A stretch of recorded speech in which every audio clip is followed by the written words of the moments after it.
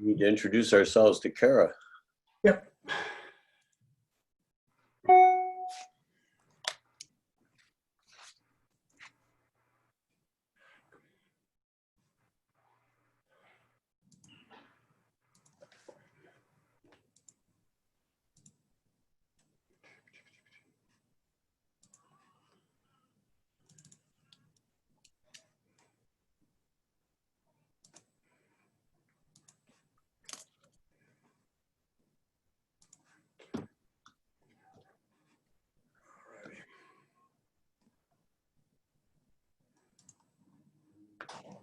Jane, how are special educators doing? You had your meeting beginning of last week, right? Yeah, everyone is back in school in some form or another, just about.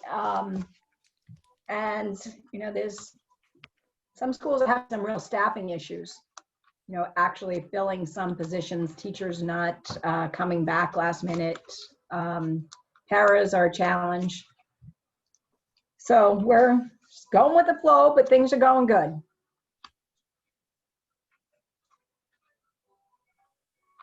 Do you think many schools have postponed their start till next week? Yeah, a lot of them for kids are starting next week, the 8th or the 9th. For the most part, staff are back in the buildings, at least in many of our districts.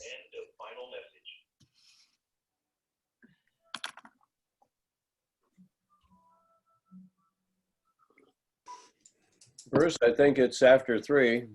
Looks like so I assume that Barbara still is not available.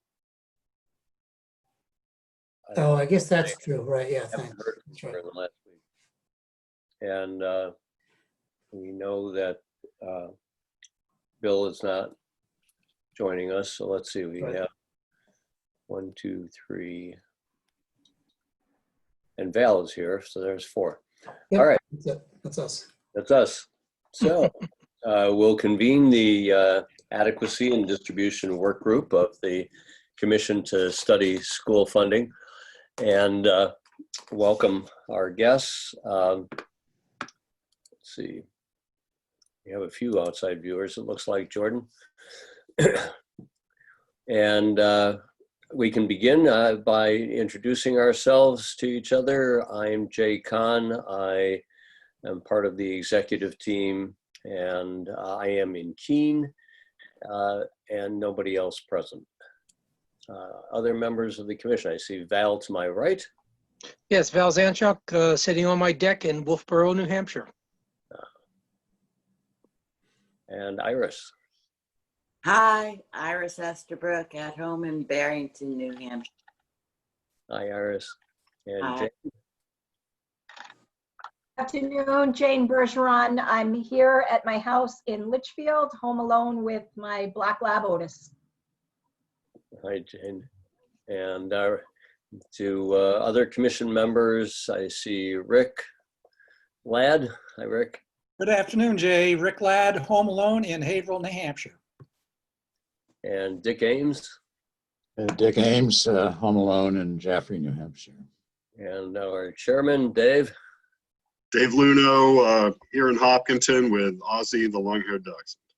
All right. So our Carsey School team, Bruce. Bruce Mallory in Kittery Point, home in my office alone. I see Dr. Portree here. Very Portree Dover. My husband's in the other room. And Jordan. Jordan Hensley here in Dover, just me in the house right now. Welcome, Jordan. And I know our AIR folks are with us, Jesse and Drew. Hi, this is Jesse Levin. I'm calling in from Pacifica, California, and my family's upstairs, 2 boys doing distance learning.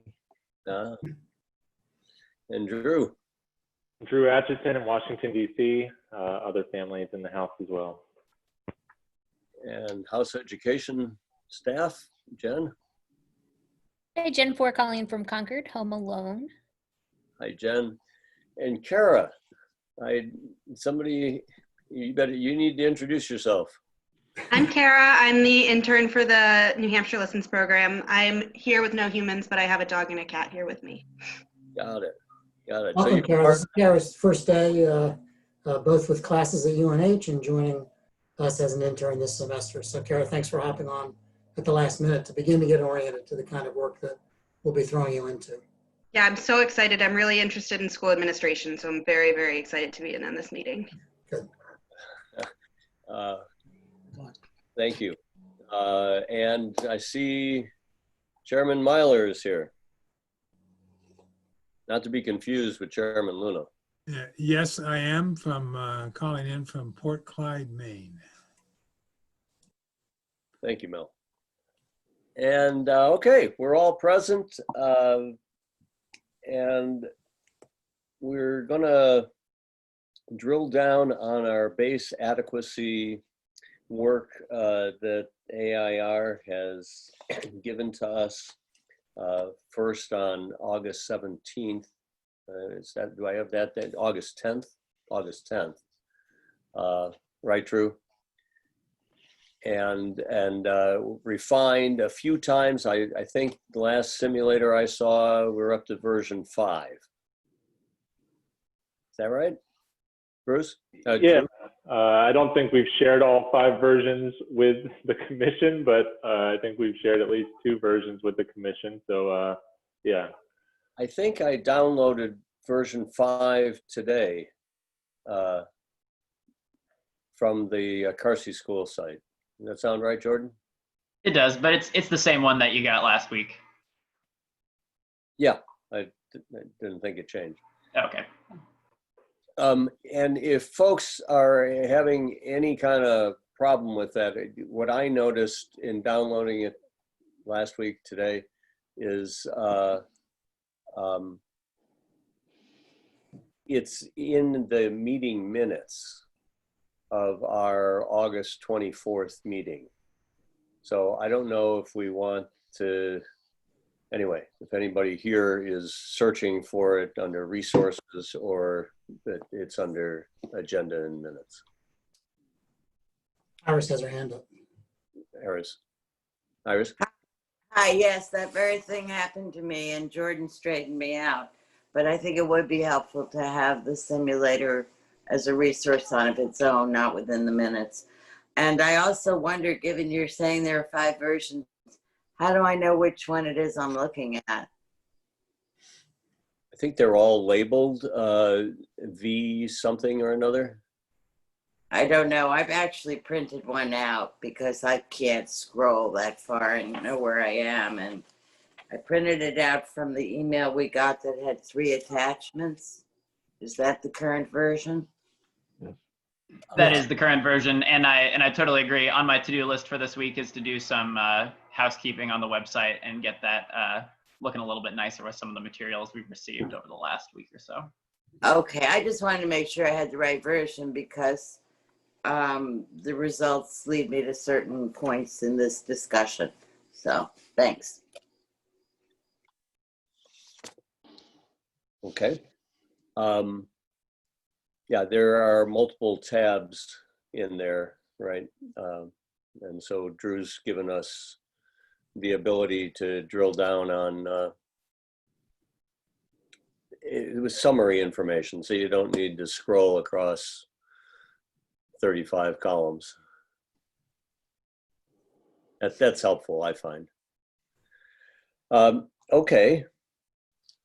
So hopefully we've all had that opportunity to take a look. One of the things that I've passed to AIR folks and to Carsey and the executive team in the last week had to do with trying to just define our task. There was one dialogue about at our last meeting that we're moving, you know, in the past, we've always had this bottoms up or cost driven formula for adequacy. And that what we had contracted AIR to do was to help us with a more performance-based model of adequacy to determine if outcomes, how funding might influence outcomes, or in other words, an input-based or an outcomes-based model for defining adequacy. And that's the first question on our agenda.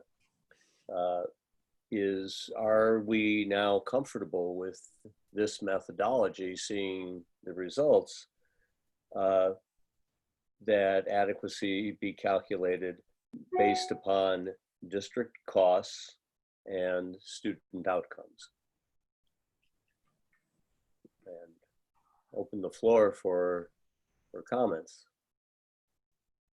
And if I could just add, kind of just rephrase that slightly, or just add a different phrasing, and this is just really from my own understanding, because there's so much in this question, is just a reminder that what the AR model showed us is that the amount that a district spends per pupil is highly correlated with those student outcomes or performance indicators, which were attendance rates, graduation rates, and what was the third one, Lord? Performance. Standardized achievements test, SAT scores at the other end. Thank you. Grade level proficiency. So that's, so I mean, this is the cost that goes into producing particular outcomes, not the cost that goes into equipping a classroom or buying a curriculum or paying a teacher necessarily. And Iris is ready to go. Well, I have a question. Could somebody review for me what the steps are to get from the outcome we have chosen, which I gather is somewhere in the middle, and how does that lead to the next step? I'm confused about that, despite having tried to review it. The next step, can you define that? How is outcomes, however we're going to define it, let's say we take the outcome that's been suggested, where does that lead next? How is that connected to the district cost? So the district cost is, or a per pupil cost in that district, is the dependent variable. And it's influenced, meaning what that cost is for the student in that district to achieve an average outcome of our state, the current outcomes that we achieve. That is dependent on a set of independent variables that AIR has analyzed, and those that were significant become weights. It's clear from their analysis that many of the weights that we've been using in the state are good weights. They just aren't weighted appropriately to how they influence the outcomes. So things like English language learning, or free and reduced meals, and special education are prime drivers for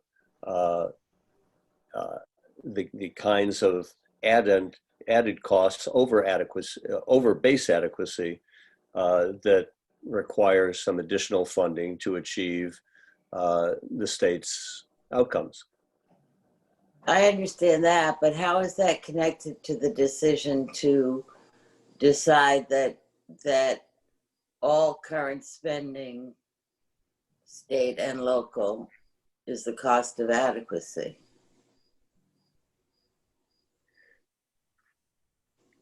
You mean the $19,000 average cost per pupil, right? And how much of that is attributable to a base adequacy figure, and how much is attributable to each of the independent variables that AIR evaluated? But the base adequacy number came from what you were totally spending minus the weights. It was what was left over, I thought. Exactly. So my question is really, where's that original number that you started with come from? Isn't it the current sum of all local and state spending? Yes, it is the $3.2 billion of total spending, less a couple of factors like federal funding. Right. So how is that connected to? Metaphorical aid. I don't understand how that total spending is connected to the outcome we've chosen. In other words, if we're to take the recommendations, we're going to spend that amount, that total of what we just described. How is that decision connected to the decision on outcomes? I don't really get it. I'm missing something up here. So maybe I just, so AIR probably can explain this better, but the way that I understand it is, so New Hampshire on average has very high educational outcomes on average relative to other states. And so what AIR has done is they've taken basically saying that the total amount of money being spent in the state is leading to state average outcomes, but not all districts are achieving to state average. And so the amount of money being spent currently in the state should get New Hampshire to this level of outcomes, but the redistribution that they have proposed would get every district to the state average outcome. Am I I'm gonna understanding that? let me jump in there really quickly. Yeah, So I get it better now. Yeah. I don't know if anyone else was having trouble making that link, but. So this is Iris, this is a very good question. This is a great question for this work group, and it's a question for the committee. Is what we want to, when you look at an outcome-driven model, really the question is, what sort of outcome target do you want to go after? So we went after state average. State average. Yeah, state average. So which is arguably among the best in the country. So you'd be splitting hairs, Massachusetts, New Jersey, New Hampshire, among a handful of states there. Mm-hmm. So we know that state average cost all in $3.2 billion. So, you work back. Say that again? Yeah. Yeah, I understand that. And you work backwards on weightings until you right. And if you want to have a different outcome expectation of either less or more, pick which district you want to follow and scale to the FY20's actual expenditure for that district, and then scale for everything else. And on the other side of that, for modeling purposes, it doesn't really matter what you pick, but it's a good question for the work group and for the committee. For the commission to settle on something, and then that becomes the standard for that model. But the model will work. If I'm missing something, it'll work with any target level you want to press to it. And on the other side of that link, it would work with any state share you wanted to put into it. Correct. Oh, yes. Can I? This has raised a question that came earlier, and Drew, it was that can we see the proficiency levels, state averages that were used in the model, and then what they are by school district? Which we know then you needed to use for the town by town within that school district. But nonetheless, that's something that's just, it's not viewable which districts are at the average and which ones are above and below. Yeah, just before this meeting, I sent an Excel file that AIR had worked from, and how we converted those raw outcomes into usable figures was to do a transformation into what's called a Z-score. And so the Z-score indicates how far above or below average each district is. So rather than use proficiency rates, which are on a school by school basis and a grade by grade basis and a subject by subject basis, we kind of aggregated all of that into one score for each district. And so that's what we have available. And so that file will show you how far above or below average outcomes each district is. So is that a single column with a single number for each district? Yes. Yep. And we have that now? I think I sent it to the executive team just before this, so you're welcome to send it around to the full adequacy work group if you'd like, and we can look at that. Great. I think certainly by the next full commission meeting, we can have that to answer the question about, yeah, for each district. That'd be great. Okay, thank you. I see Dick, yeah. Yeah, following up on this discussion, it's a really important discussion. Drew, this is for Drew really. How can you assure us that what has gone into that outcome figures statewide and then broken down through the process that you've described to the districts is something that we can really base our entire formula that we go forward with on?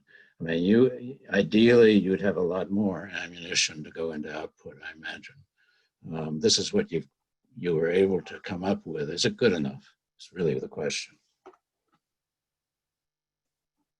I mean, in my, I mean, we've gone over this a few times, I think, and Jesse always makes the point that graduation rates are really good predictors of things like future earnings and employment. So we've incorporated graduation rates. I mean, there's also studies that show similar things for test scores.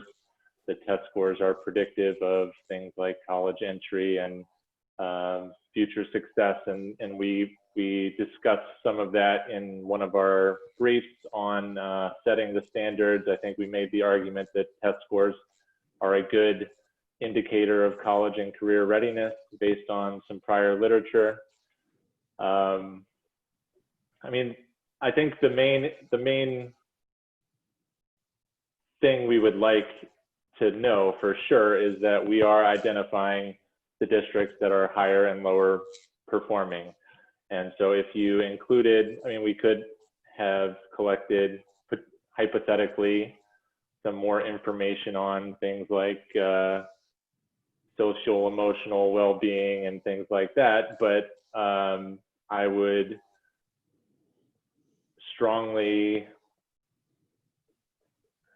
believe that any indicators that we collected on top of our 3 indicators that we already did collect would be correlated with the ones we already collected. So if you're just collecting more and more data that's showing you the same thing that you've already collected, then the new stuff that you're collecting isn't adding anything new or original. So, I mean, the more indicators we would collect, yeah, you might get a slightly more nuanced indicator of overall outcomes, but as you continue to add more and more, each new one would contribute less and less original information because they would all become correlated together. So I don't know if that's a good answer to your question, but I mean, regardless, we have those 3 indicators. That's what we were able to collect. And I mean, I think they're 3 good ones. If you have only 3 to collect, I think those are 3 good ones. Well, I just to respond, I think it is a good answer. It's just what I was looking for, and I think it's very important that we have this on the record, assuming that we go forward with what you've worked up, and it sounds like it has a good foundation. So that's what I was after. Yeah, and I think another factor that lends me to believe that we are finding real differences across districts is that when you look at the associations between our outcome measures and things like student needs, we're finding very, very high correlations between student needs and our outcome measures. I mean, it's almost,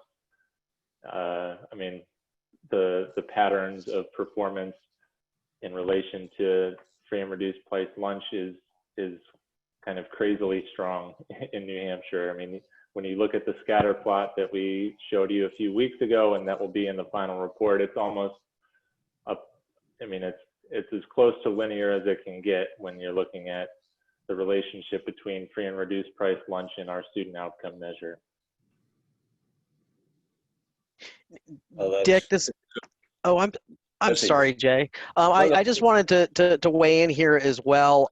It's an excellent question because as leaders, you're going to have to communicate this and justify the work that we've done. So it's an excellent question. The only other thing that Drew didn't say that I'd like to share with the group here is something that Jay Kahn brought up, actually, and he in our last meeting, and he mentioned that these three measures are already mentioned in your current statute.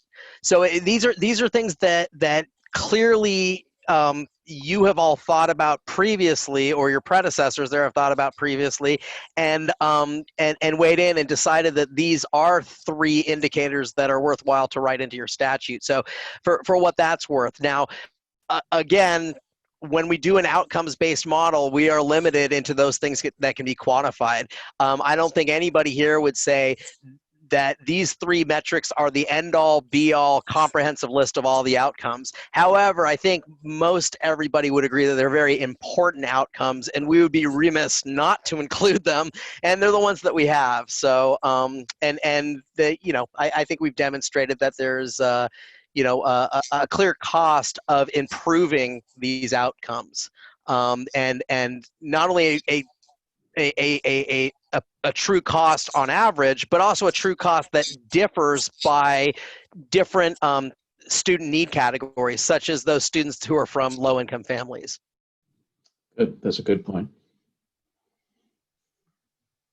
I'll just jump in and also offer another way of thinking about it or saying it.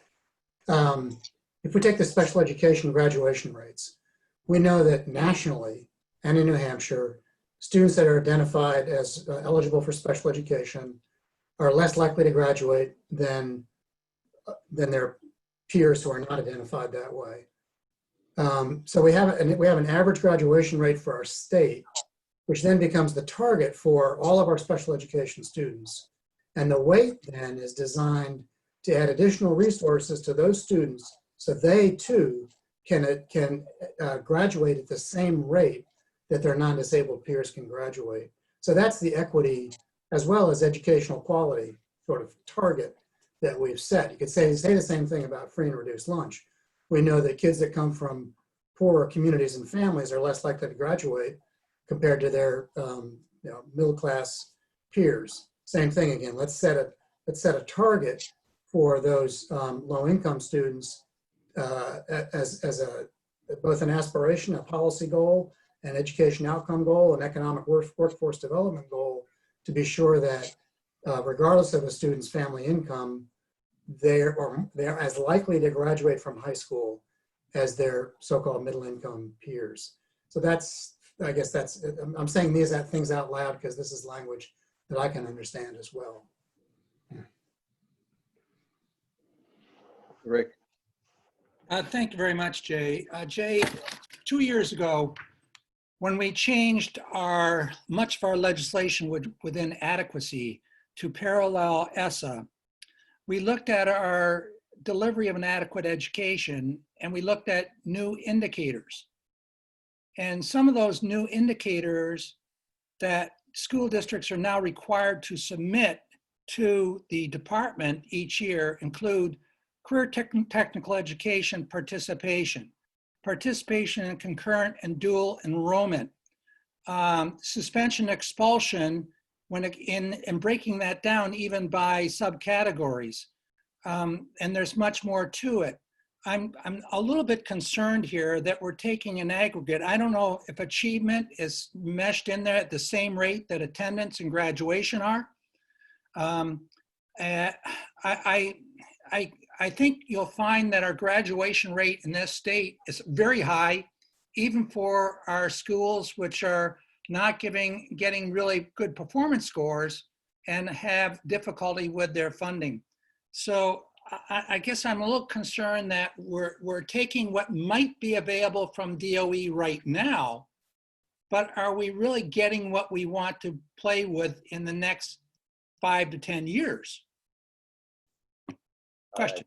No, I think that's a great question, Rick, and I think that's why this is a point in time study that needs to be refreshed occasionally with the data that we've used, but also with additional variables. I think what we've learned through our study is that there are indicators about to be developed for early childhood education and the influence that that has, career technical education for its influence on graduation rates, early childhood on proficiency rates. So I think you make a very good point. I don't know, AIR, we don't have these indicators very uniformly across the state today. But have you had some experience then bringing them into a score, that Z score, the composite index score for schools that are kind of a little less quantitative, but maybe they are as quantitative as the ones that we've chosen to use?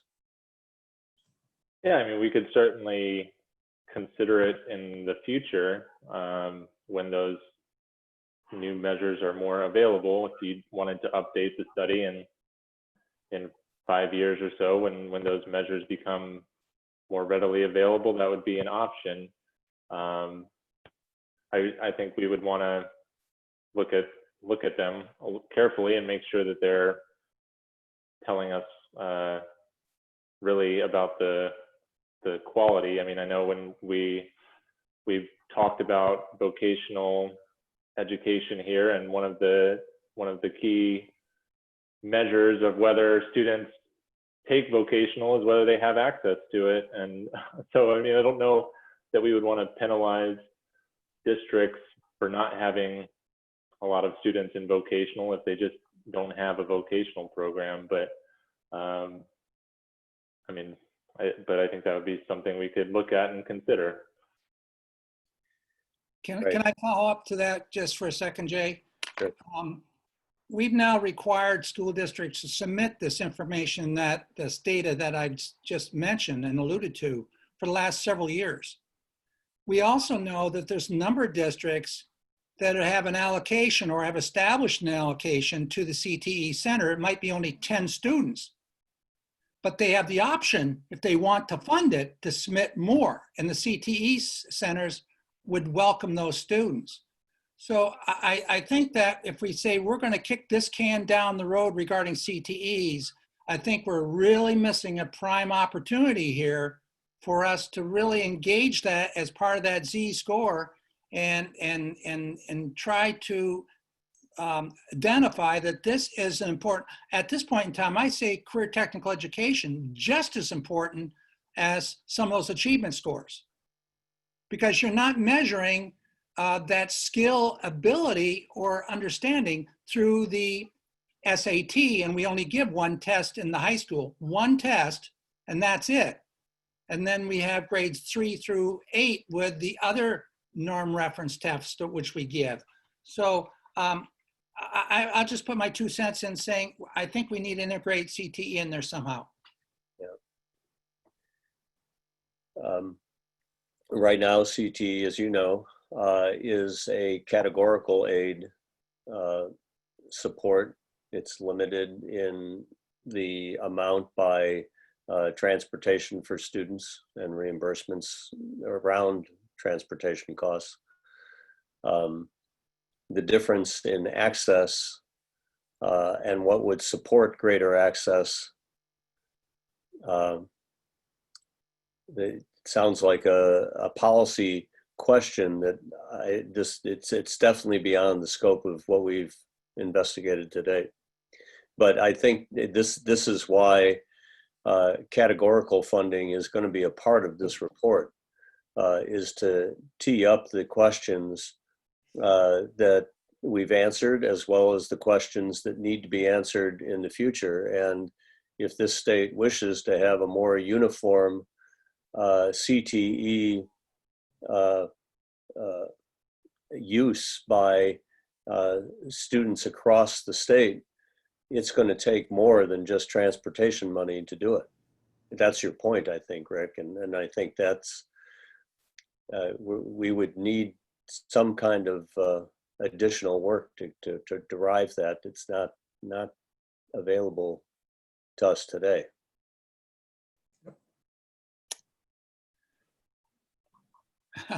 It's hard to comment about that, Jay, because I am of, I guess, the feeling that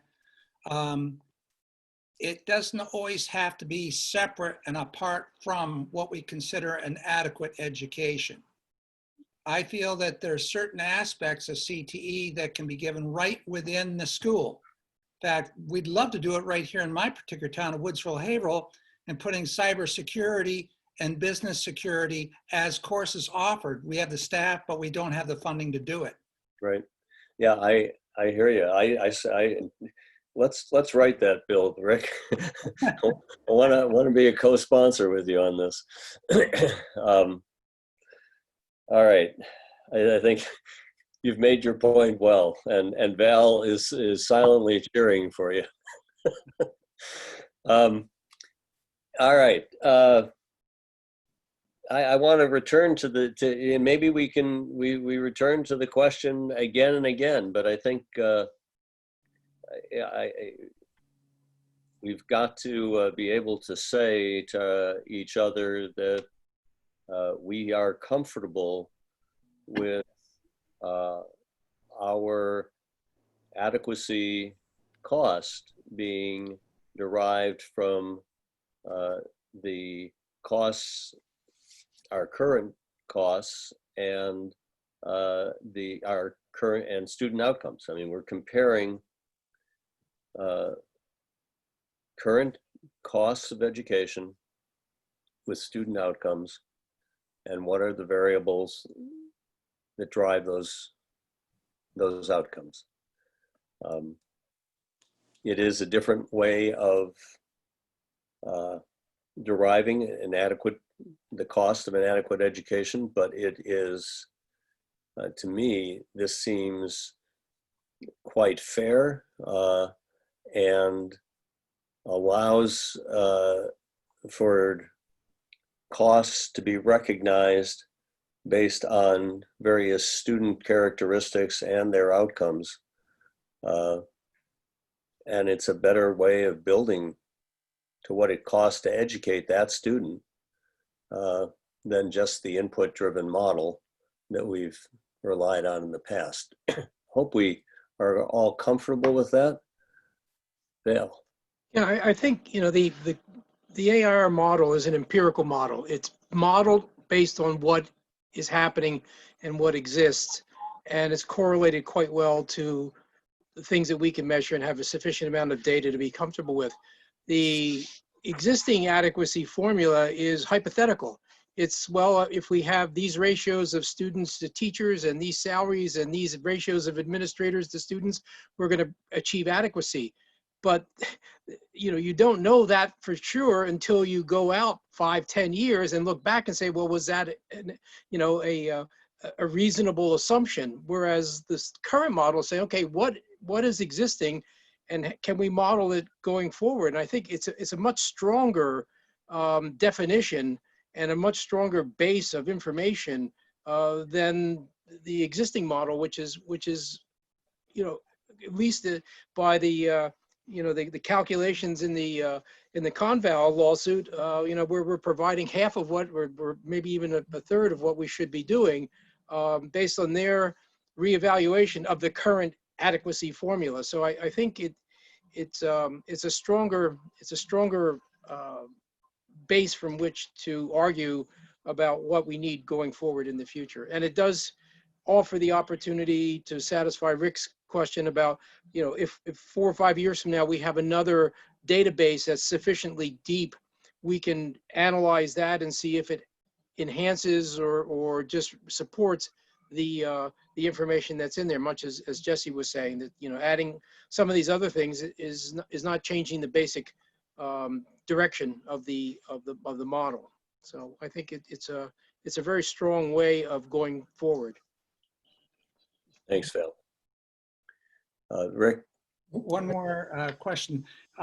In the old formula, the formula that Iris developed back there when she was in charge of this mess, there is an weighted amount that was given for free and reduced. That's how we figured out our poverty, our economic situation.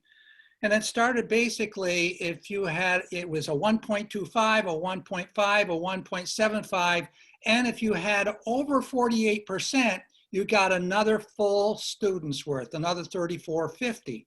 So there was, to a degree, a weighted portion in that formula. My question is, have we looked to see if that was actually working? We were very quick to dump it a few years later, but as it was developed by Iris, did that work at that time? I think what you're talking about are concentrations of free and reduced. Yes. Yes, and that was done away with, yes. Yeah. It's just like that when we're looking at even our special ed population, giving a one weighted score, I think that's incorrect as well. As I mentioned, I think at another meeting somewhere else here, that I thought it ought to be weighted based upon the type of service that child receives. Some we know are much more expensive. And we all know that when federal dollars come to us, when you get over that 40% level of economic deprivation, then you can use your migrant ed, you can use your bilingual ed, you can use all these different sources of funding, mix them together towards the whole body. However, you can't do that if you drop down below. It has to be used specifically for those programs. Rick, I really appreciate you bringing up concentrations, and I still do believe they are important, but I think that's a few questions ahead. I think what we're trying to figure out right now is the support for the overall approach of basing our costing on outcomes and the total state and local current spending to achieve that outcome. Yeah, that's correct, Iris. So I'd love to return to your point, but I think I think it's important to first answer the broader question. And for me, I'm comfortable moving to a model that's based on outcomes. I'm less comfortable committing the state to the total cost that's current of spending by state and local combined. I continue to believe that we have a court ruling that requires us to pay first and last dollar of what we define as adequate. And I just am having a really hard time definitively obligating the state to the sum of current state and local spending. And I don't know, I understand that there's a connection. In one sense, it's not fair to be comfortable with one half and not the other, but that's where I am at the moment. Got it. Okay. Yeah. Can I jump in for a sec? So, so it's great that Iris brings this up, because one of the first questions that you brought up when we were what you brought up, Iris, when we were sort of getting work groups started back in, geez, it seems like forever ago, probably February. the fiscal policy work group was called Fiscal Policy and Distribution, and you said distribution belongs in adequacy. And I absolutely agree with you on that, that it does belong in adequacy, but it's really distribution of the expenditure. It's not necessarily the fiscal policy of the state versus local. We'll be talking about that in fiscal policy, and certainly that everything comes to the full commission. Yeah, I agree with you, David. But what the AIR data has showed is that the distribution of expenditures is very different from, I'll say district to district, but obviously the report is, you know, by municipality, and because of the different characteristics, the different disparities that each city and town, essentially district, have. And I think, you know, the adequacy work group, with the support from the AIR research team, has really brought that forward. And it's quite a bit different than, say, the Conval approach. So I forget what the Conval number is, 9907, something like that. Yeah. 9929. Yeah. 9929. So it's not a flat 99.29 for every student, whether you're in Berlin, Claremont, or Hopkinton. No, but isn't the question we're being asked whether we agree that the cost of adequacy is equivalent to all of current spending minus certain categorical federal programs or CAD aid, certain things? To achieve our current level of outcomes. Right. Yeah. So if we say that that's the cost of adequacy, then that to me is what we're obligated to fund, despite what David's saying about the fiscal policy work. I see what you're saying. Yeah, well, and that is, I would agree with David. It is the integration question. I think what's important here, I see your hand up, Dick. I think what's important is, you know, by statute even, and I distributed this to Jesse just to see, to whet his palate as to, you know, where there might be some language to tweak in our current 193E 2 language, but it talks about an input-driven model of funding. So we are suggesting a new approach, and I think it is foundational to the next steps of, you know, every other question of how do you treat transportation, or specific to different kinds of special education costs, et cetera. Dick, did you want to? Yeah, I do. First, Iris, I think you were right on both points. On Rick's point about free and reduced price lunch and the concentration approach to weighting that in. I think that's a few steps forward, as to use your words.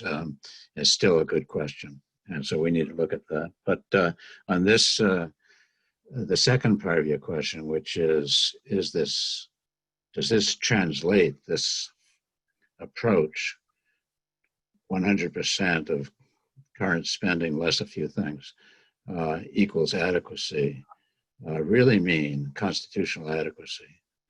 And I'd say that's a question that remains. I think this judgment that would be made in this formula is that it could be that is constitutional adequacy, or it could be that is the target that we want to achieve in this state, and something less than that, some proportion of it, is adequacy. I see that as an open question, and I think we need to explore that.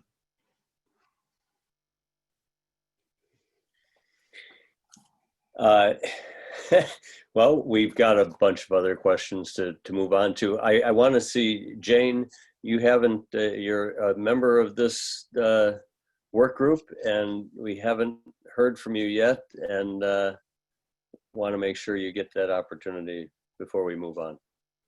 Sure. I just would comment on the Rick's suggestion in regards to special education and not having one weight. I would agree with AIR that one weight might be the way to go. Trying to weight specific disabilities could be a real challenge, and it's very dependent upon the programming that the student gets in regards to the related expenses. There are also pockets of the state that are close to large hospitals that have, more significant kids with disabilities. So I think we might get ourselves into some challenges if we headed in that direction.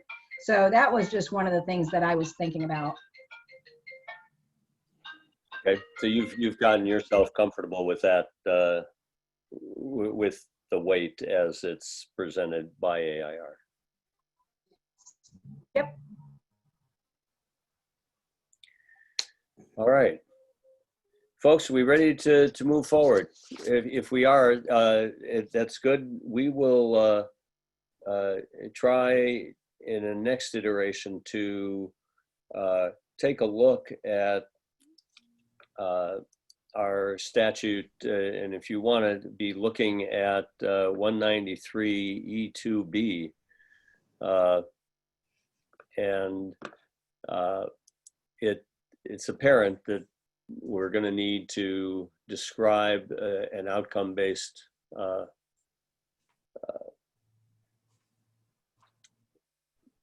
means for identifying the costs of an adequate education,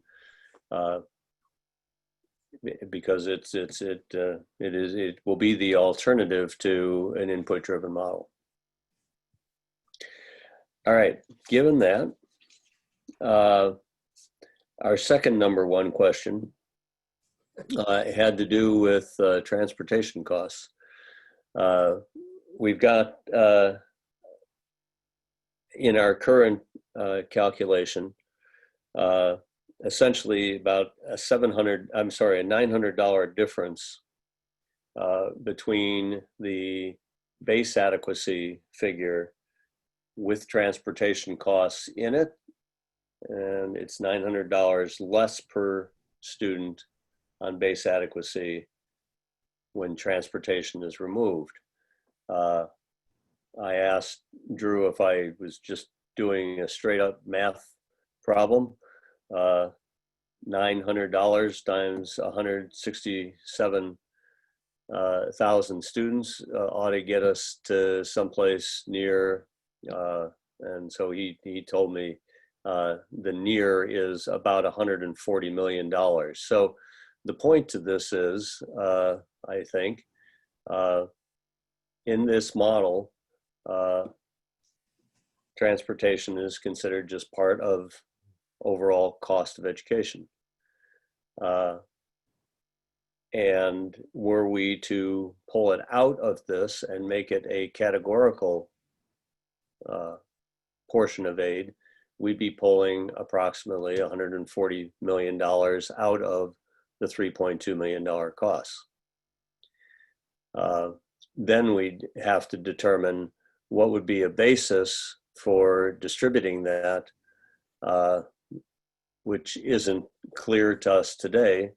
We'd need to try to search for a methodology that's different from our methodology for all other student costs. But I'd welcome comments and suggestions on this.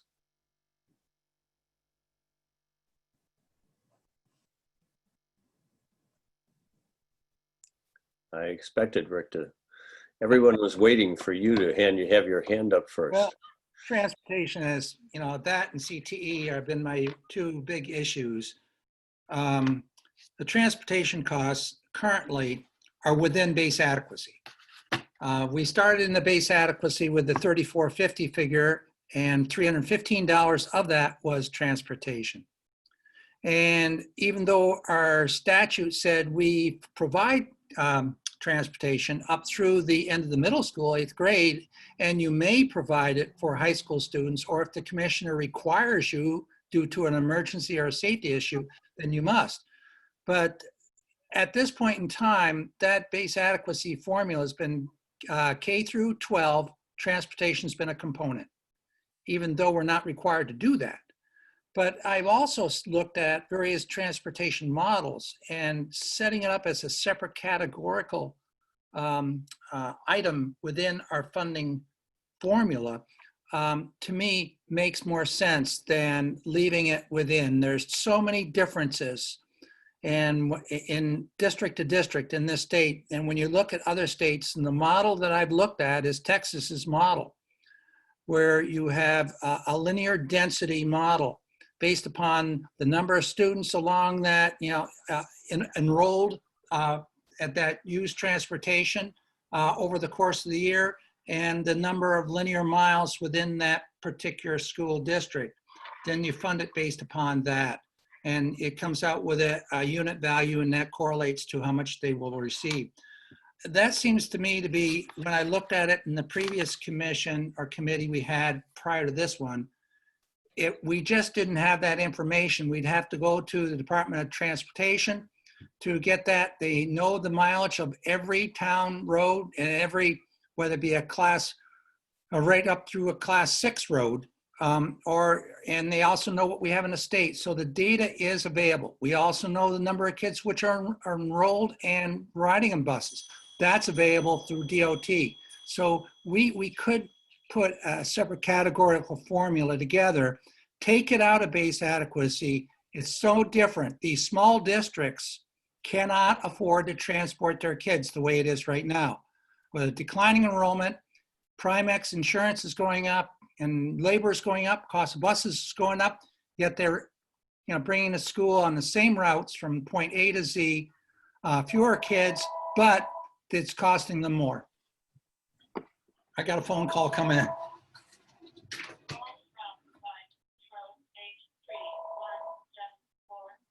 I think there's the possible political question, but I think we could leave that one out. I mean, political question that it makes it subject to a variation based on enrollment. So the rest of this formula doesn't necessarily.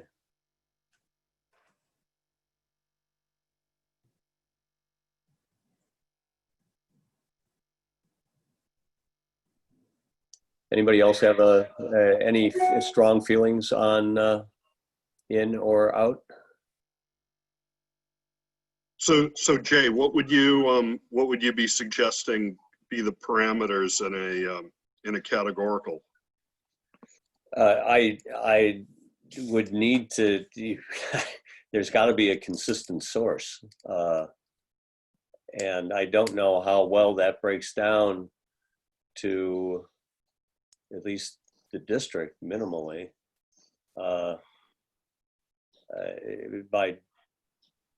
By district, if there were miles to a district, it could we could then apportion the miles per student, and that would be the basis or the ratio for a distribution. Jane? Where would special ed transportation fit into that? Yeah.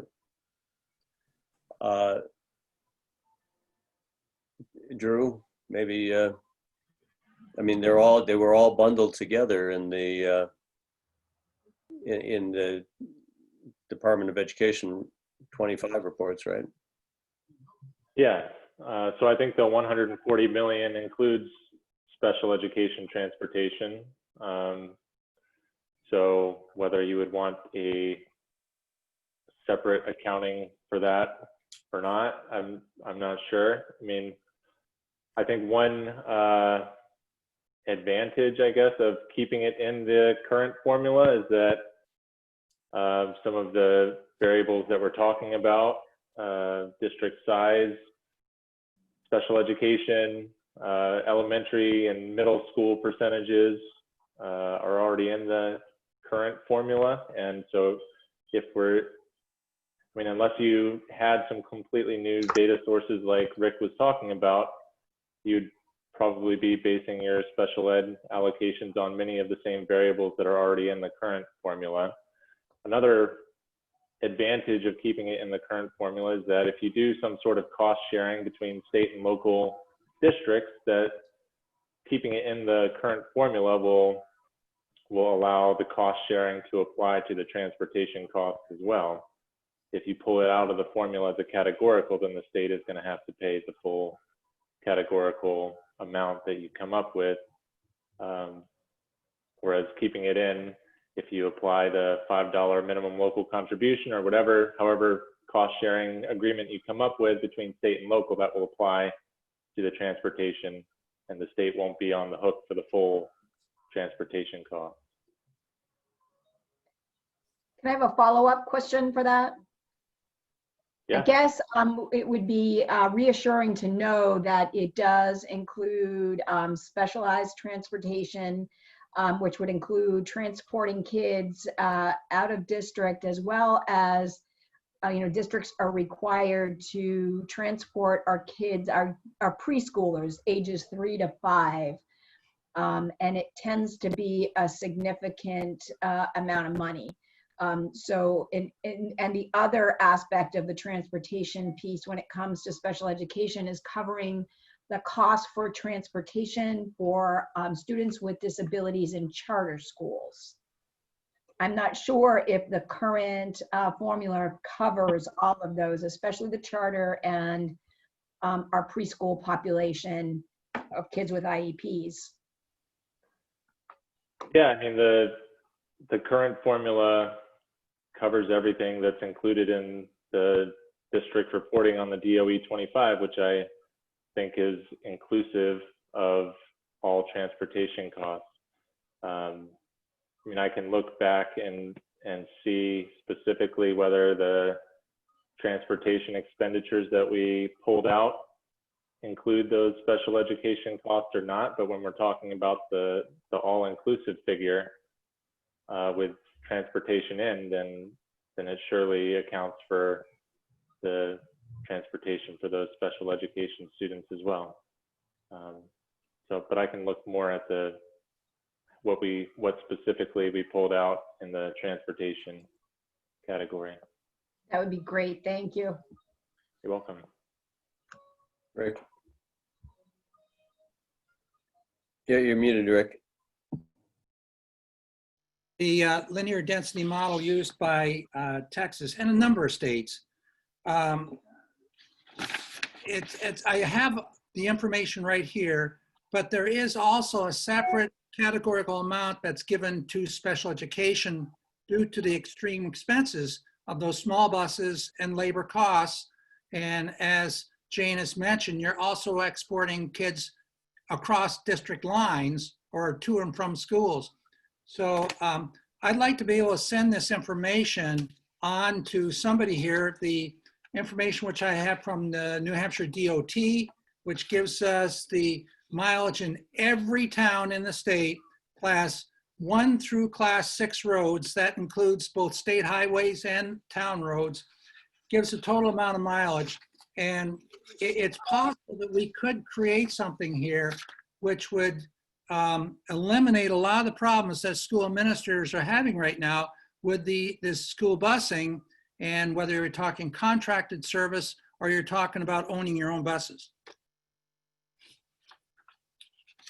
So, let's take a look. And probably the best thing to do, Rick, is to get that to Bruce, and I will do that. And then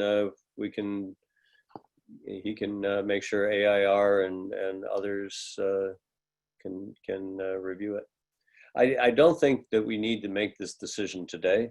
I think it is an important decision, though. It's a significant amount of money, and you can imagine the food fight that could occur if we don't come up with a very reliable and defensible methodology, and it would be a really tough thing for districts were the state to say, well, that's your local option. Parents can drive their kids to school. There's public transportation. And I mean, just you know, there are lots of ways that this could be peeled away from the overall cost of education, and that's that may work against it. But we can play out those and give some thought to how we want to weigh various arguments. And I appreciate that we had a couple of reasons to do it and a couple of reasons not to, and we got that through this conversation. Thank you. Anybody else on that topic? We'll move on. So the next question about categorical aid. One thing that has not changed at this point is that the categorical aid figures have not been pulled into the model. So that is the extreme costs of special education beyond 3.5 times the cost of an adequate education. Those have been kept out. The costs for CTE transportation, the cost for charter schools, of course, has been left out because we haven't pulled those that cost per student in. And building aid has been left out.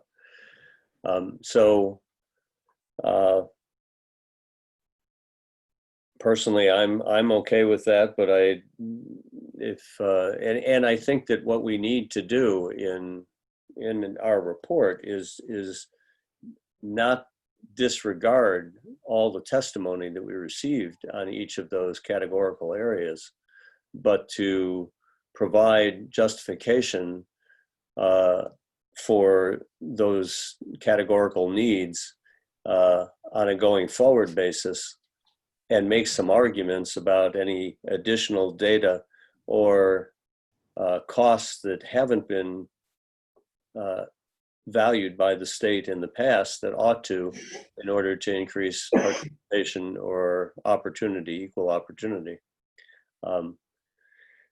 So imagine there'll be each categorical, we heard about building aid and how at $85 million a year, we could be keeping up with the renovation needs of buildings over 35 years of age that haven't been renovated. We've heard about Delaware and trying to boost CTE participation in the state from 9% to greater than 50%. And we know that relative to special education costs, there are issues, particularly around timing of the distribution, was one of those issues that we'd want to cite in that categorical aid discussion. All right, hopefully I've teed up that we've got enough information to describe these and move forward. But all right, Iris, see you. Bill's not here, so I'm going to get passionate. I'm passionate about two things. I think building aid is really important. And when we did this my last time around, building aid still existed. I think it's really hard to learn in an environment that's substandard and or unhealthy. And I think the absence of building aid for a decade has contributed to more and more of our kids having to endure just such facilities. So I don't want to ignore building aid, and I don't want to set it aside adequacy. The other thing that I'm passionate about is early childhood. And I think it's really interesting that if we're going to move to an outcome-based definition or costing or whatever it is we're tying to this outcomes, still not clear to me. Of all things that have been proven to affect outcomes, early childhood education is at the top of the list. And it seems really strange to move to a system based on a desired outcome and ignore early childhood.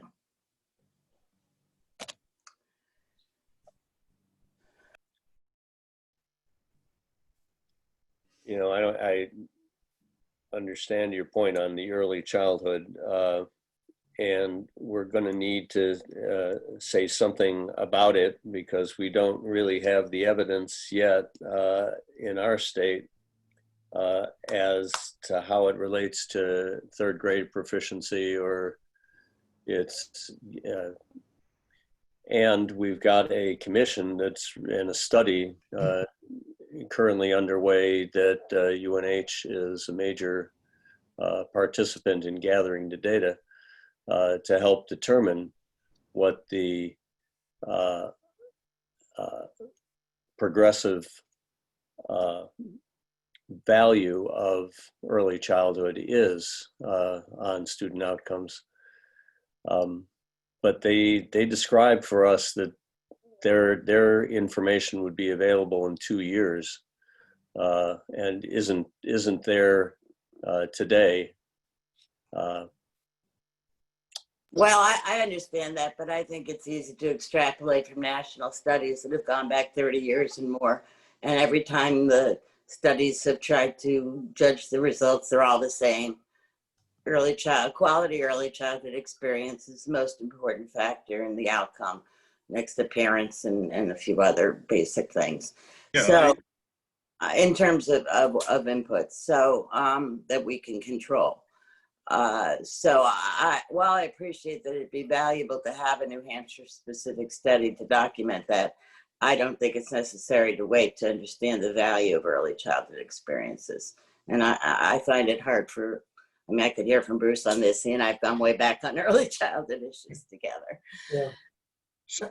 If I could go ahead and just make a comment, then this is something I've been following for a long time. My doctoral work was in early childhood disability and social policy. And so the caution I would give here is that the national data going back to the Perry preschool study and before indicate that early childhood education, preschool education makes a difference for kids who are living in low income environments, families and communities. It doesn't make nearly as much difference for kids that are in middle income families and communities. So that's, I as much as an advocate I am for early childhood education expenditures and especially for preschool age kids that have disabilities, I just think we have to be careful about extrapolating studies that were done on low income families like Perry Preschool, the 0 to 20 study, for all kids. So to the extent that our free and reduced lunch weighting provides additional resources for kids who are growing up in low income circumstances and for concentrations of those kids in school districts, then we've indirectly begun to equalize relative to young kids who are growing up in conditions of poverty. So it's the data are solid in terms of the impact of early childhood education for low-income kids. Those benefits really tend to dissipate when we measure early childhood experiences for middle-income kids. So that's just a caveat. Yeah, David. Thanks, Jay. Thanks, Bruce, for laying that out. I think that could serve possibly as a starting point for for this work group to look at a a pre-K initiative. Maybe it's application related, tied to income qualification or something like that, and funded with X dollars, and we can model that in fiscal policy as well and see how that affects things. But possibly we may want to look at, the commission might want to look at, maybe trying a pilot program and having a report due in 12 months or 24 months following this cohort, maybe through 3rd grade or something like that. And, and put some dollars to it on a qualified basis. I think it's when Bruce and I were talking with, and this is before AIR came on board, and we were sort of interviewing various references, the complexities of pre-K, particularly in the private pre-K world, but possibly partnering as a pilot with some state dollars on a qualified basis. Maybe that's something that's worth considering. Bruce, are there any programs like that in New Hampshire right now? Well, of course, there are Head Start programs throughout the state. Are there any? There's the federal program. Head Start is federal, of course. Yeah, right? yeah. Title I dollars sometimes are used for preschool age children. Mm-hmm. I'm not aware of any. Individual districts have chosen to provide some dollars for early childhood education, in addition to the special education 3 to 5 year old grants that they get in order to support what used to be called mainstreamed or integrated preschool special education programs. But in some cases, districts charge those parents of non-disabled kids tuition to have a child care experience alongside peers who have identified disabilities. So it's all over the place, essentially. Yeah. Okay. Iris has more. Yes, she does. Anybody else? Jane does. I just wanted to explain that right now, some low-income parents receive child care assistance through the Department of Health and Human Services Child Care Assistance Program, which is really federal money mostly. But one way to approach the problem would be to expand eligibility for that assistance, to do some kind of joint departmental pilot that expanded eligibility for assistance and tied that to attendance, maybe not just at a licensed program, but at an accredited program, so that quality was accounted for. But we had tried to expand child care assistance eligibility in the past with various results, but I would really encourage looking at that tie-in, because right now that's how low-income families access any kind of assistance for preschool.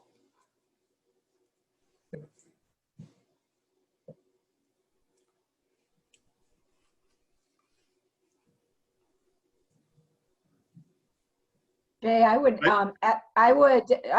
echo Iris's passion around early childhood and hope that we wouldn't take that off the table yet, and would also ask that we get a little bit more information in regards to charter schools specific to special education and the costs that are being incurred in that area. I don't think that we've actually been presented that kind of data. We heard from some district leaders around the cost, but what that really looks like and how that impacts any of our decision making might be something for us to consider. Is your want to make sure the second question first. I'll have to circle back to your early childhood point, but relative to special education and the charter school interface, are you concerned that those students are being counted? Your concern is that they're not being counted in the model. If they're that the costs are not being truly reflected as in our conversations.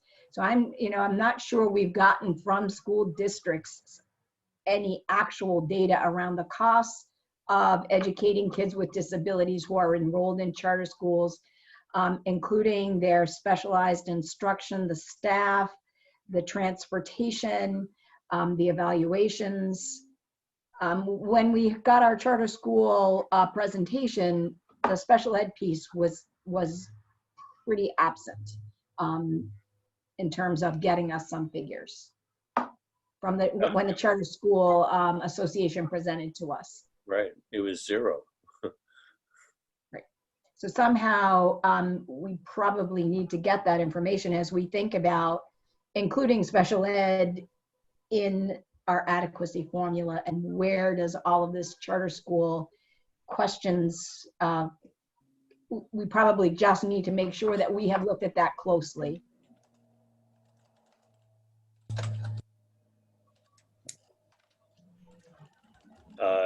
Okay, before we jump from this topic, Drew, any insights into consideration that's been given to date? I mean, I think that our model estimates the cost of special education for the special education students served by the districts that they're in. I think it's kind of a separate question that's unrelated to the overall cost of special education students and more related to how that cost is then transferred between districts and charter schools. So, and I mean, from my understanding, the number of students in charter schools is relatively small in the state. The proportion of those students who are special education is probably small as well. So trying to account for those students in our model probably wouldn't budge our figures very much, if at all. But so I think it's kind of an unrelated issue that perhaps the commission should consider, but I don't think it would influence the weights that we estimated. So I think the main question is, how are those costs, the dollars that we send to the towns, how do those dollars then flow to the districts and then to the charter schools for those special education students that are attending charter schools, which I think is a separate question from how much should each town receive for the special education students that they have in the town. Well, I guess I would raise the question, do they really flow, or are there additional costs and expenses because the monies that are given to the district or that the district has for special ed, they pretty much stay in the district with the other students that are there. There continue to be students that need to be educated. And so it typically involves hiring new staff to go out to the districts. It includes, contracting with transportation.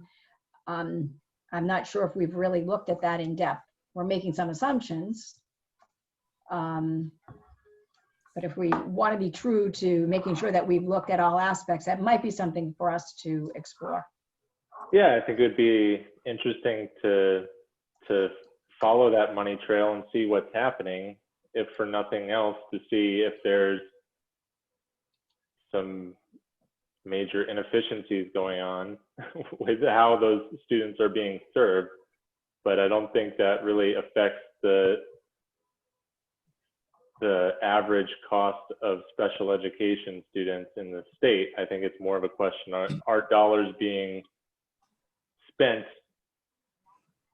because they're being served in charter schools that otherwise wouldn't have had to have been spent in a regular school district.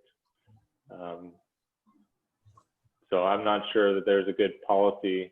I mean, I think it's more of a policy question as to how to compensate districts for the special education students that they serve in charter schools, but unrelated to the weight that we're estimating.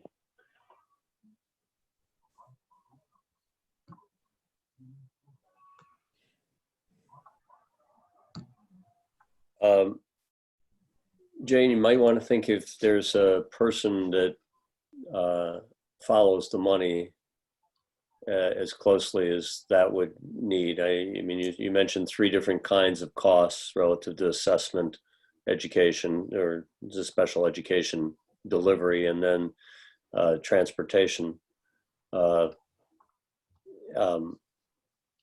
Somebody who might see some volume of students flowing to their, like Manchester, it comes to mind that maybe they see could describe the extent to which what the burden is on a per student basis.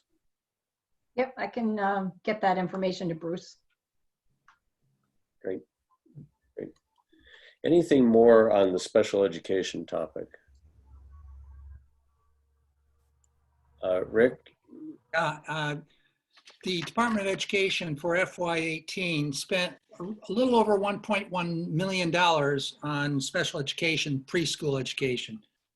I hearken back to what Iris was saying, that, you know, I also feel that there's room for preschool education within our formula. And perhaps one way we could look at this thing is through those districts which are currently do it, like the district just south of me, Piermont, has a preschool program within their kindergarten. So the kids come together and pre-K and K are there. I'd like to know then, what Bruce was saying, that by 3rd grade, you see, you know, not a whole lot of, you know, growth beyond the average kid that's in the middle of the heap. But for the child who is a low socioeconomic, there's huge growth.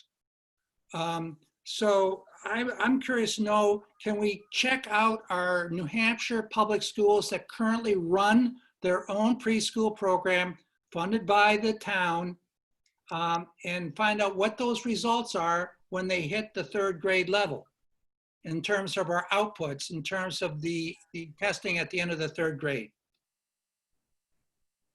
So this is part of a pilot. I mean, yes. It could be, Rick, but it could be part of that pilot idea that it would support the assessment going forward. For instance, UNH, with the skills they're building up through the other study, might have some additional resources from the state to track those students through 3rd grade and their proficiency levels, to see in different kinds of districts what and by income level, what the difference in proficiencies were, both pre and post. I mean, it sounds like we're describing a pilot that we can make as part of this report's findings, so that 5 years from now, when we do the update, we've got something more to go on, right? Well, we may have some of that data right now, if we can find all those pre-K school districts and see why they are continuing that. I have a good feeling why they do, is that there's, within a community, if a youngster's a special service or special education youngster, but for example, the other child is not, one can go on the, you know, the full freight of the state, the other one has to pay, and oftentimes ends up having to pay the tuition to the public school. It'd be nice if we didn't have to get in that public school tuition business, and we could just have all our pre-K kids getting the same type of quality education. Given the Rhode Island and Massachusetts experiences that I've watched through the last few years, neither state, which I think had tried to move in that direction, was successful with it. They executed pilots to expand, but the cost that they were going to face of bringing another 5,000 students into their education system, I mean, that's what it would be for us, right? It's about 5,000 students per grade, I think, that aren't being served today. So we've got, what, 30% being served. It'd be another 5,000 students on top of that. And then we'd be at about the, I mean, it sounds like a lot to bite off. Iris. Well, having had the same discussion focused on kindergarten, one of the issues that you face is that there is a private, what's called a system. I don't think I'd call it a system, but there is a network, whatever you'd call it. There are private preschool programs out there, some of which are of high quality, and private childcare programs. I blur the line between those who call childcare and preschool. Call it a quality early childhood experience. There is a set of private providers that currently offer those services and do so with good results and with parent participation and support. So it's difficult to imagine disassembling that system in favor of a purely school district-based preschool experience. And somehow the magic is in finding how to blend the two. Yep. And so, you know, what we ended up with originally in the kindergarten issue is an incentive program for school districts to provide kindergarten. But in preschool, I think it's even more important to bring in the community providers who have certain quality standards. I'm going to step away for a moment. Bruce, could you continue this? And Sure. And then I think if we've exhausted on early childhood and special ed, the other question here is where would we go with the school building aid? Good. Okay, fine. Happy to pick that up.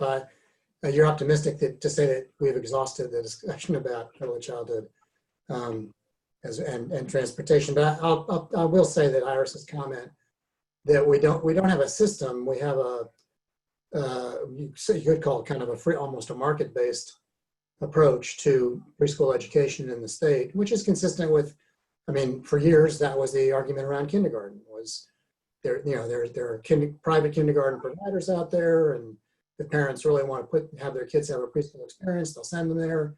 That ignored the income resource question for affordability of kindergarten. The same thing now applies to early childhood. I like where this is going, and that is that our report would probably point to the value of some pilot programs that would carefully follow the impact of high quality early childhood education, particularly for kids growing up in low income circumstances, and see if the gains last up through third grade assessment as well. And it's a huge challenge methodologically.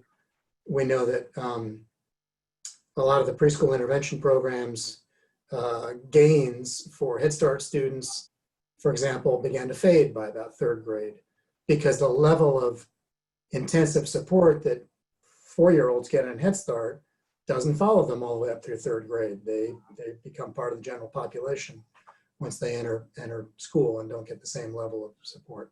So back to building aid, I guess the question continues to be, is that categorical, best treated as a categorical program, or somehow should it be integrated into the base? Iris pointed this out and called for, she said specifically that the quality of the physical environment for students affects their educational experience and therefore their outcomes at graduation.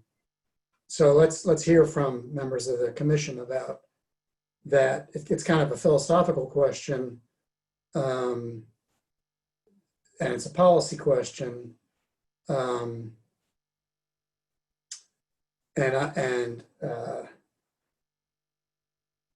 it opens up lots of other questions as well in terms of how you would treat that. Does every per pupil allocation include a building aid piece?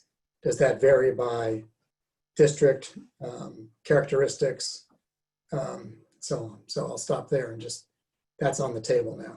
Jay is back. And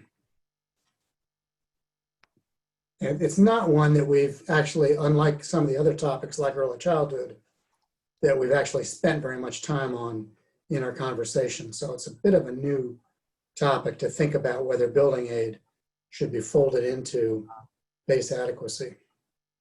Yeah, it's a difficult one because it doesn't go by student, right? It goes by, yeah, other factors. AIR, any, Jesse, get back. Drew. When you think about how building aid operates from a fiscal perspective, I mean, you talk about large sums of money every 30 years or so, right, to renew a building, and that's what we heard from the representative from the Department of Ed who was talking about building aid, and that it's really large chunks of money to specific buildings periodically. And so I think from a mechanistic standpoint, it operates very differently from operating expenditures, which you need every year to pay your teachers and to pay other staff and to buy your supplies, etc. So I would suggest probably leaving it off the table just because, and I mean, I think it's a good idea to visit building aid and how it currently works. And it sounded like the person from the Department of Ed didn't think the process was broken, but thought the amounts weren't sufficient.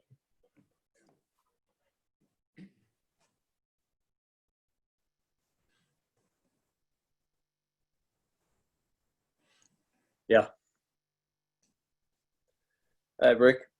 Yeah, I've been very familiar with the school building aid program here in the state. Right now, well over 50% of our schools are 60 years old.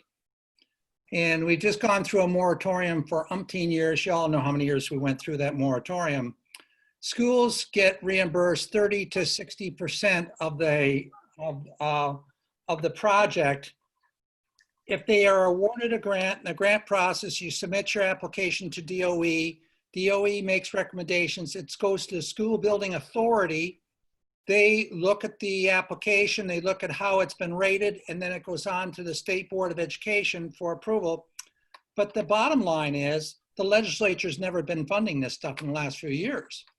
We've been just funding the tail, which is our debt, and the debt is winding down. We've tried to get people to fund that building aid program no less than $50 million per year, but that bill has also failed each year. I work in developing the process, which we have now in place with the commissioner over in Maine. We have a good process. It's just not being used. This last year, there are only 3 projects approved for the entire state of New Hampshire. And that what didn't amount to much more than what, $6 to $7 million for the biennium. That isn't going to cut it. So it's not a question that we have a bad process. The question is, we don't have a process that's working due to the legislature not funding it properly.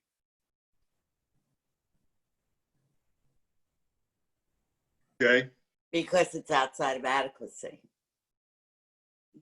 Well, there's a couple things. I think there was also, we heard from Amy Clark how there were changes to that the state made to the process so that these projects are now fully funded, right? At whatever the limit is, the 40 or 60% limits right up front. So you can only do something like 3 or 4 projects a year, as opposed to paying reimbursing the district for a certain percentage of their, the percentage of the debt service over the period of the debt. So that may be a structural change we want to take a look at, returning to how it was done. But by doing that, Dave, we're funding 80% up front now. But if we bring it down, let's say to 50% or 40%, then the district's going to be caught with more interest and debt, seeing they're going to have to pay the interest on the loan. They're not. No question about that. There's no question about that. The question is, we got this line out the door of, I forget how many umpteen, projects. And if we're going to chip away at them at 3 projects a year, or if we double our spend and go to 6 projects a year, how long is it going to take us to ever catch up with the need? And I think districts may be in a better position, especially now with extremely rock bottom, bond rates, to enter into building projects, try to get as many going as as possible, and there's Yeah, you're correct, Dave. But the issue becomes, if we drop that amount we give at the front side, the chances of getting any kind of a bond approved at town meeting is going to be nil. In fact, look at Lebanon Middle School. It took them 3 years just to get that one passed. Many school districts take 5 years to get these bonds passed. Now that we're putting 80% up forward, I think you might see districts saying, whoa, that's going to influence how I'm going to support this bond issue, and I'm going to support it. No, I hear what you're saying. It's just we'll never get through the backlog of anywhere close to the backlog of projects. Took Hopkinton 3 years to get a bond initiative passed. I forget how many years it took Newmarket. I think it was maybe 3 years. I might be guessing, but both Hopkinton and Newmarket went forward with the program in moratorium just because it was so important to get things going. And Newmarket took on a much larger project than Hopkinton. Amy's sitting on top of $250 million of projected projects. Right. It's huge. Yeah. And it is, and I think this is a tough one to try to bring in. Let me try. We've got 18 minutes before 5, and I'd like to focus on this 4th question, because I think this is really significant to have Jesse and Drew on the phone call with us in the Zoom. And the question out there was, what should be included in the differentiated weighted components of adequacy? And it lists those that are currently incorporated into the model. So this may seem like a reinforcement of a conclusion that we've already reached, because it's statistically driven, it's evidence-based, and these are all the significant variables that AIR proposed. In putting the agenda together, I appreciated that we detailed both what is currently the weight and what is proposed in AIR, and we don't need to confirm on the weight necessarily right now. AIR, if you've got any tweaks, that may remain. I mean, if folks want to comment, these seem unusual, and you want to question that, then we've got Drew and Jesse to answer your questions. But what would be really good to walk away today from our conversation, our meeting, is that indeed those variables that are in the model and incorporated in this question number 4, that we're all comfortable with them being in the model. And Iris has her hand up first. Thank you. I went through and just tried to make note of some communities that I was familiar with in terms of how I would describe them in terms of the needs of their students. And for the most part, things fell into line given the model. What I looked at especially was the numbers that are under simulated rate of weighted to actual ADM. And usually the figures are somewhere between a little under 2 to a little below 5. And I tried to look at some communities and see that number along with the number that ended up being their per pupil funding. And the two are obviously totally tied. As one goes up or down, the other one goes up or down. And like I said, they came out pretty much as you'd expect. And that, you know, like Berlin was at 3.77, Manchester 3.5, Claremont 3.3. Those are within, you know, a range of what I'd consider districts with fairly high needs. And then some, you know, local districts I know about in my area, like Rochester, came in at 3.02. Sorry, that's my landline. I can't get in. But there were some outliers. Breton came in at 4.8, which is one of the highest. Waterville Valley and Newington came in at 3.37 and 3.35, which is around the same place Claremont and Manchester are. So the only thing that I could figure out was happening here was that there was something around the weighting factor for small schools. And while I think that there's an argument to be made for small schools costing, I don't think that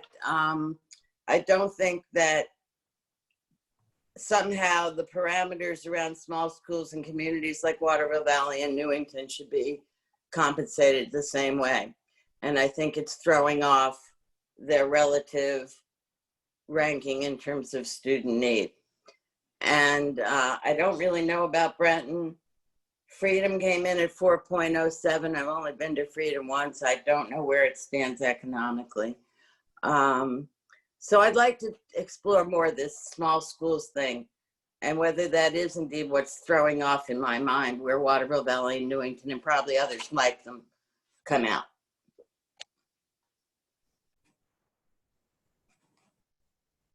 Drew, can you help us there? Yeah, I'm trying to look at the simulator as Iris was listing these towns. But I mean, when you look at those towns that Iris was talking about, I think Waterville Valley had 9 students, Newington had 9 students or something around those lines. We're talking about extremely small districts there. And so it's not entirely surprising that those small districts might have some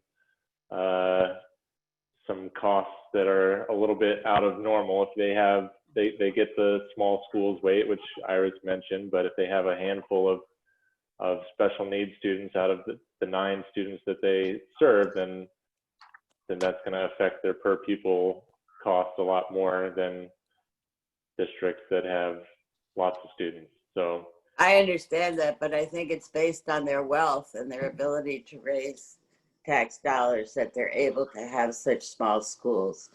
And I'm not sure I feel it's right to compensate them for that. Well, yeah. I mean, I think there's another component, which is the share of spending that comes from local and state sources. So when you look at Waterville Valley, they're able to, if I'm looking at it correctly, they're able to fund their entire school system with a minimum local contribution if that's the way we go, or if that's the way you go. In Newington, looks like it's this. Well, I don't know. Yeah. I guess I'm just saying, having been through this before, I think people are going to look at this and say, why are Waterville Valley and Newington in the same range as Claremont in terms of what we think they should be funded per pupil? And I think we need to have an answer for that. And the only answer I could find was small schools, and that's what maybe that's right. I mean, yeah, something needed adjustment. Yeah, the small schools weight, it makes a big difference for those districts that receive the full thing. But when we look at the distribution of actual spending to simulated funding, their funding levels go down under the formula compared to what they're actually spending as well. So, so there's that. They're not. We're saying that they should get less than what they're currently spending.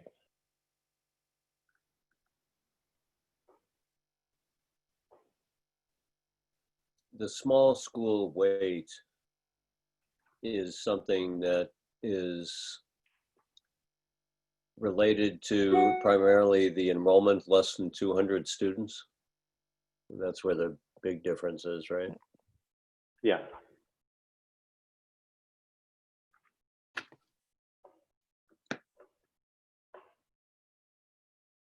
I mean, think New that England doesn't have a small school because they're so far away from other alternatives. They have a small school because they choose to support that, even though it's not economically the best choice, because they can afford to. But they're in close proximity to other choices geographically.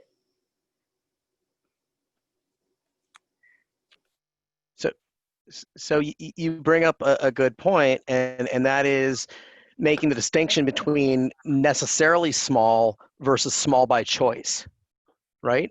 And yeah, that's bothering me. Yeah. Yeah. And so I totally get you. What I mean, this is kind of a hornet's nest, just to be quite frank, when you get in here, because you start talking about consolidation, and that is a pretty bad word amongst a lot of people. So because obviously their schools are the center of their communities, and they don't want to give up that identity by consolidating.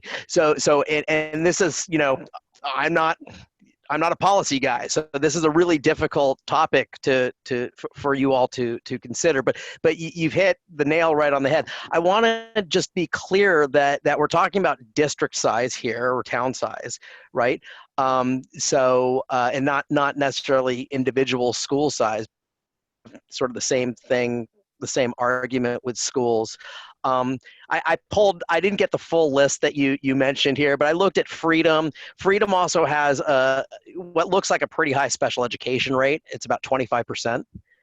So that's probably also adding to theirs.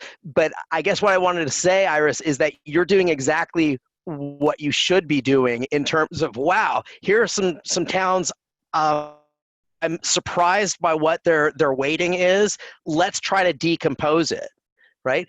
Our model is kind of blind to what I would call these endogenous decisions. The decision to possibly be small versus required to be small because of geographic proximity, right? Whether and remember, geographic proximity doesn't mean that you're necessarily just really far away from the nearest district. You might be on the other side of a mountain from a district as well, right? But as the crow flies, you're pretty close. So I don't have a good answer for you, other than I think you're on the right path here. If you get questions from constituents about, wait a second, why is this town weighted so much more heavily than that town? You can decompose. That's one of the beauties of this model, is that everything is transparent, right? You can see all of the numbers that were used to make these calculations are right in front of you. So, and I know that you have a printed copy of this, but when you have a chance to get on the Excel version, Drew has set it up so you can literally auto filter. So you can click a button that's in the town name column, and then it'll give you a choice to just click only the towns that you want to see, and then it's much easier to compare those against one another. All right?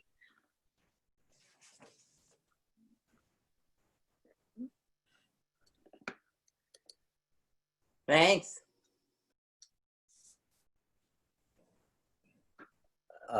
So we can do the comparisons. I think that is, I agree with you, Iris, that it's probably one of the more controversial weights, but I don't know, it stands out for me. But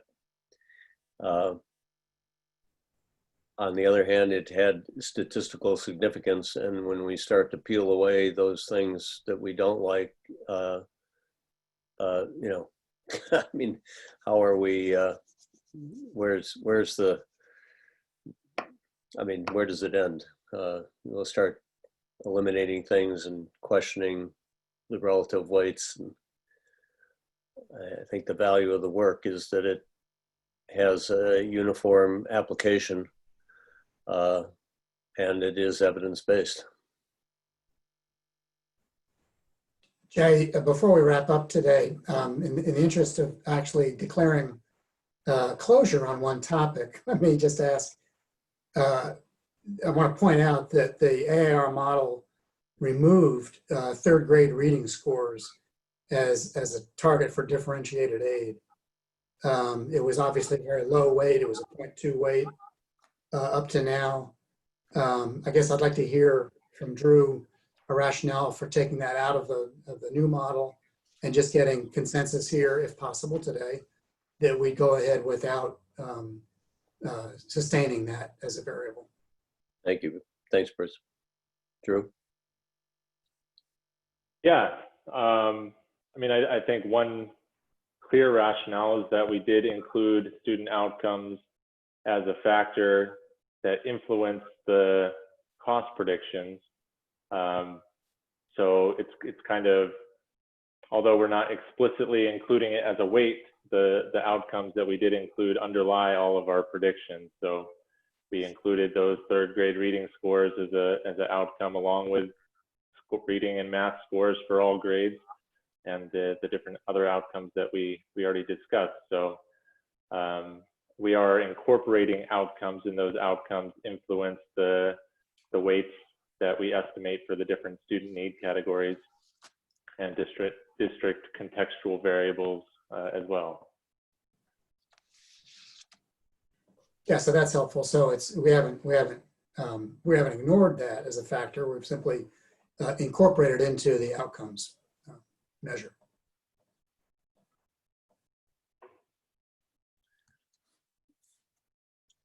Rick? Thank you very much. I remember when we put the third grade reading into the formula, there's not much money there, a couple $100,000, but you know, it was a political decision. It wasn't really an academic decision. At the time we went forward with this, our math achievement scores were a whole lot worse than our reading scores. And maybe we should have put it down as third grade math. But it was, when it came time for that budget, which we were changing around back then, I don't want to say any senators' names, but in order to get this thing passed, third grade reading was put into the budget. And it was more political than it was something that came forward from the Department of Education or the curriculum people over there. Well, this has always been a question around the budget, because there really is no accountability on exactly how that money is being spent at the local level.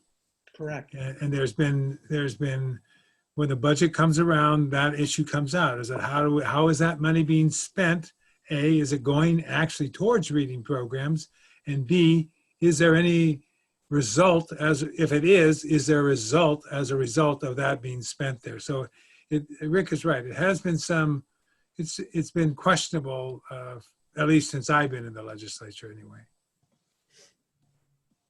And Mel is correct. It's not targeted money. And so there's no accountability that it's being used the way it should be.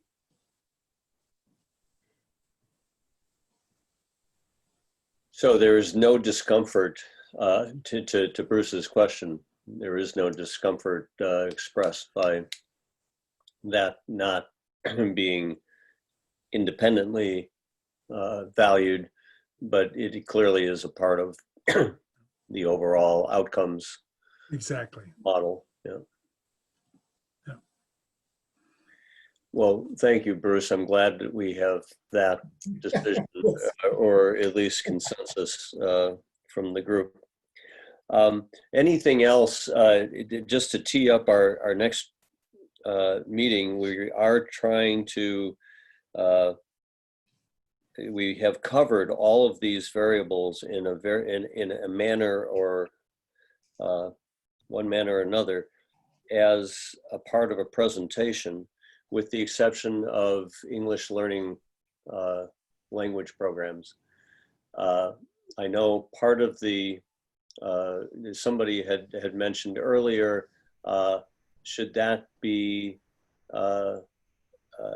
more categorical based on a concentration of English language learners in a district, as opposed to valuing each student that fits that category.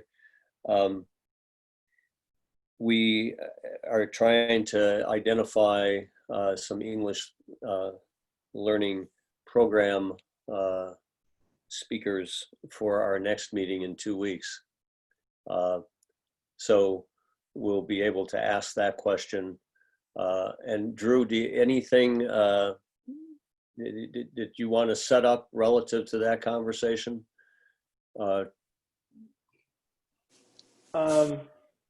No, I mean, nothing in particular. I would say that I'm not sure if anyone's had a chance to look at our memo on special education weight, but I think a lot of the same ideas apply to the English learner weight. I mean, it's a relatively small population with a relatively narrow distribution across towns and districts, other than a few outliers. So, I mean, I don't think a huge, or the weight that we estimated may look large on surface value, but I don't think its effect is as large as it looks. So I'll leave that there. Thank you. Jay, I've got a question.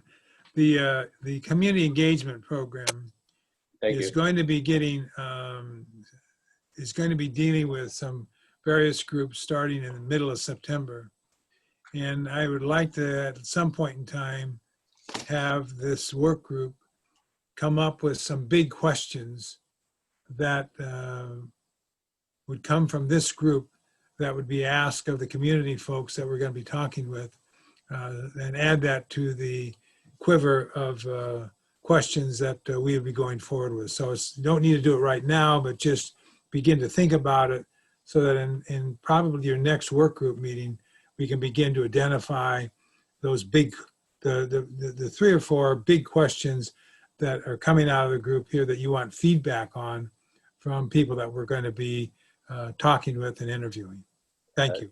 Terry and Mel, if you put that in an email to the 3 chairs, to Jay and Dave, and then to Jordan and me, then that'll preserve it, and we'll put that on the agendas. Thank you. Right.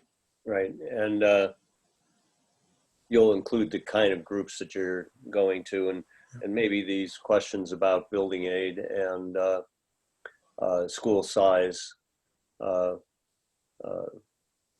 Anyway, we could try to dissect, but those are the specifics.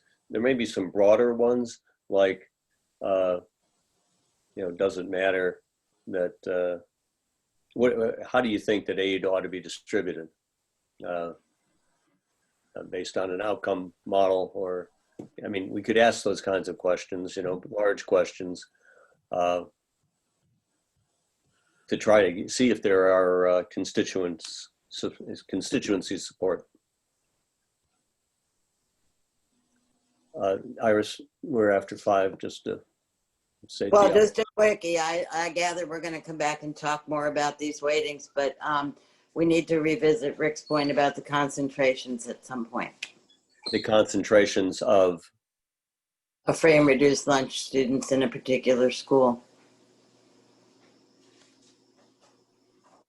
Yeah, and I'll say that came up this morning in fiscal policy as well. Chris Dwyer, as you know, is since early on in our process has asked us to consider concentration. So she mentioned ELL and poverty and special education all as potentially affected by concentration factors.